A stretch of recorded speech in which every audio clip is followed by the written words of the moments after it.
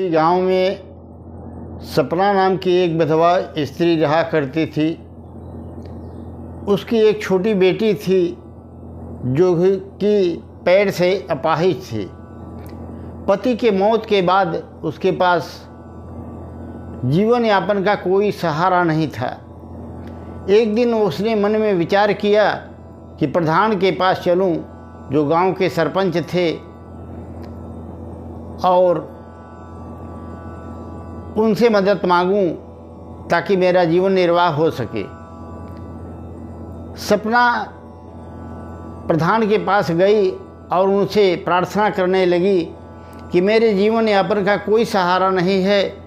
हम और हमारी बेटी पति की मृत्यु के बाद से भूख से परेशान हैं, अन्न वस्त्र के लिए परेशान हैं।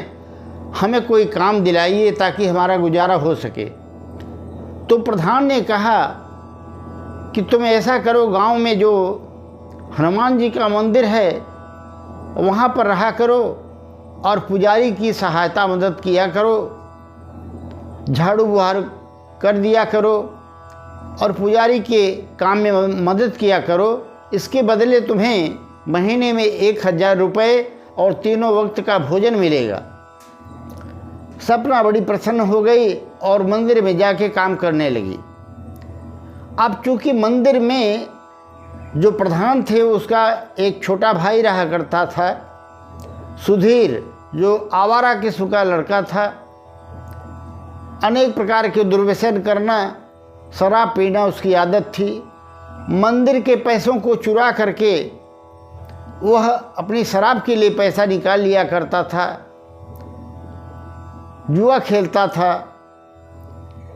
अब सपना के आ जाने से उसके इस काम में विघ्न पड़ने लगा, तो वह सपना से जलने लगा। वह बात बात पर सपना को डांटता, क्रोध करता और उसे बुरा भला कहता। पर सपना तो क्या करे, वो तो बेचारी मजबूर थी। उसे किसी तरह से मंदिर में रहना था, अपना गुजारा करना था, वो सब सह लेती। एक दिन की बात ऐसी हुई कि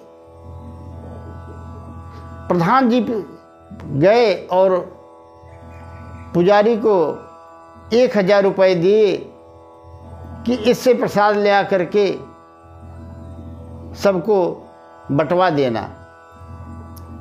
तो वो पैसा प्रधान का जो भाई था सुधीर, उसने ले लिया और 500 रुपये उसमें से अपने पास रख लिया और 500 रुपये सपना को दिया कि जा कर के बाज़ार से प्रसाद खरीद ले आओ। तो सपना ने कहा कि प्रधान जी ने तो 1000 रुपये दिए थे, आप 500 रुपये क्यों दे रहे हैं? उसने डांटते हुए कहा, ये तुम्हारा काम नहीं है, ये मेरा काम है। मैं प्रधान का भाई हूँ, जो कहता हूँ उसको करो, जाओ तुम लेकर के आओ। वह बाज़ार गई, बाज़ार से 500 रुपये का फल ले आई और सारे लोग भगवान की पूजा करने लगे, आरती होने लगी और सपना भी बड़े ध्यान से हनुमान जी की आरती गाने लगी। आरती कीजिए हनुमान लला की, दुष्ट दलन रघुनाथ कला की, जाके बल से गिरिवर कांपे, रोग दोष जाके निकट न झाके।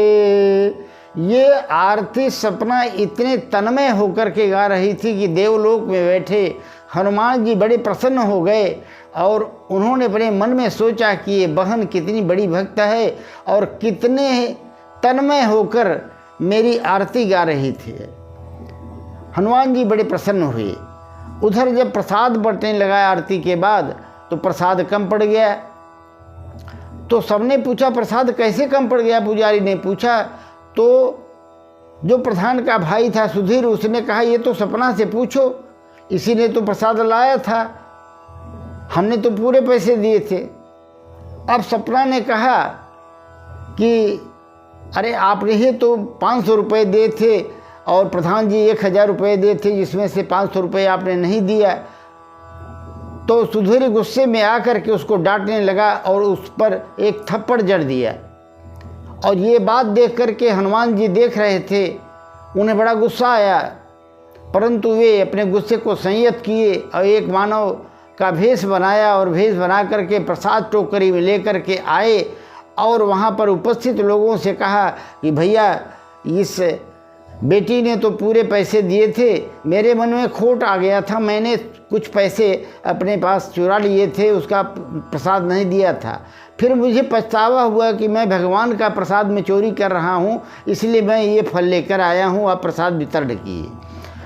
अब सबको प्रसाद दिया गया, सब अपने अपने स्थान पर चले गए।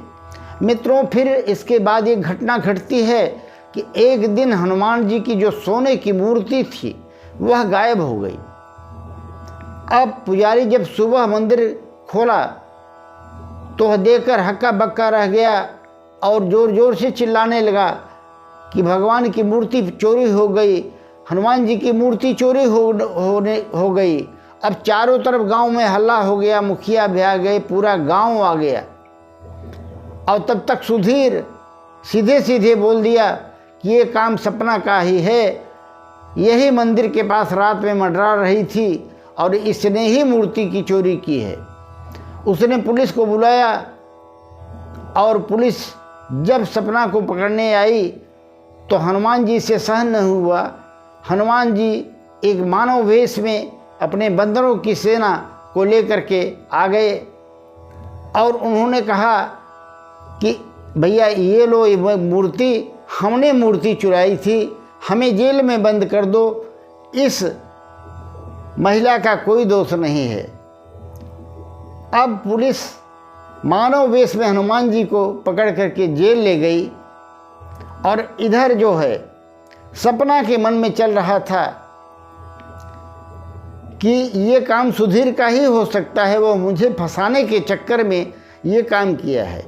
सुधीर अपने घर जाने लगा तो सपना भी उसके पीछे पीछे चली गई और जब सुधीर अपने कमरे में गया, सोने की मूर्ति देखकर बड़ा प्रसन्न हुआ कि मुझे तो बहुत बड़ा धन मिल गया है।